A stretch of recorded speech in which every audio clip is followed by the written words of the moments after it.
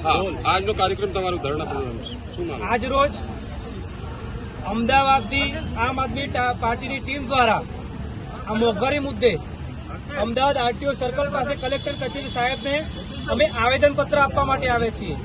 આ દેશમાં વધતી જતી મોંઘવારી મુદ્દે આજે તમે જોઈ રહ્યા હો પેટ્રોલ ડીઝલના ભાવ જ્યારે ભૂતાનની સરકાર આપણા ભારત દેશ જોડેથી લઈને 65 રૂપિયા વેચતી હોય અને આપણા ભારત દેશનો જે પેટ્રોલ છે એ આપણે 98, 90, 100 રૂપિયા ખરીદવું પડતું હોય એની જગ્યાએ ભાજપને ગાજવાના બદલે લાજવું જોઈએ। અને આજે અમે દૂધના ભાવ તમે જુઓ, પેટ્રોલ ડીઝલ ગેસના ભાવ જુઓ, સતતપણે વધતા જાય છે।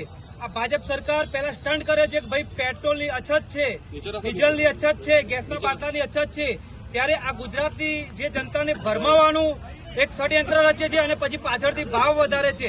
એના અનુસંધાને અમારી આમ આદમી પાર્ટીની અમદાવાદની ટીમ દ્વારા આજે કલેક્ટર કચેરી સાહેબને અમે આવેદનપત્ર આપીશું અને જો આની કોઈ આગળ કોઈ એક્શન નહીં લેવામાં આવે તો જો ગાંધીનગર જવાનું થશે તો પણ અમે જઈશું। મારું નામ જયમીનભાઈ દેસાઈ, ગુજરાત પ્રદેશ મંત્રી, માલધારી સેલ, ઓઢવ વોર્ડના આમ આદમી પાર્ટીના ઉમેદવાર તરીકે હું ચૂંટણી લડી ચૂક્યો છું। Okay, thank you.